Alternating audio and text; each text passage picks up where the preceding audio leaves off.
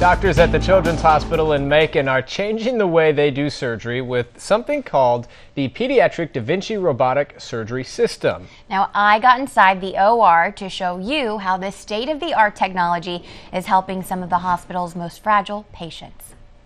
The beauty of it is that you're not really learning new operations. You're doing the same operation you were doing before.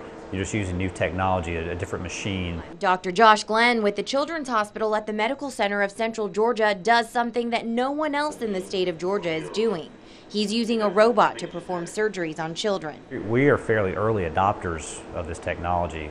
There's only about 13 active centers in the country who are really every day doing pediatric robotic surgery, and we're one of those 13. While the patient is on the operating table, Dr. Glenn sits at a console several feet away. I'm not craning, over a patient, so ergonomically it's much easier for the surgeon. Using hand and foot controls and a viewfinder, he's able to see a 3D image that puts him right next to the area of operation. The system allows for better visualization, more precision, and more control during an operation. All things that 12-year-old Corey Norton and her family are very thankful for. Gastro-diverticulitis, it was at the top of her stomach where her esophagus goes in.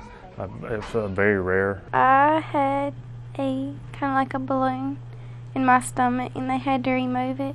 Something that no one near their hometown of Cairo had seen before. We were referred here the next day. 3 days after a 6-hour surgery, Corey wasted no time getting up and walking around. I feel better than I did after surgery. It doesn't hurt a lot. Benefit: less pain, fewer stitches, and a faster recovery.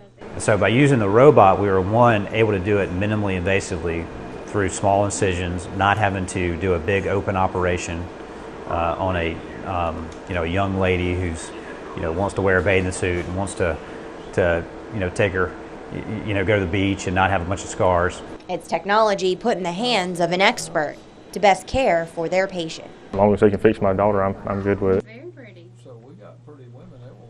Dr. Glenn tells me the technology can be used for the smallest baby to adult-sized teenagers. The medical center is the only institute in the state performing these surgeries, with the first of its kind being performed just last June, and they've used the technology about 40 times since then.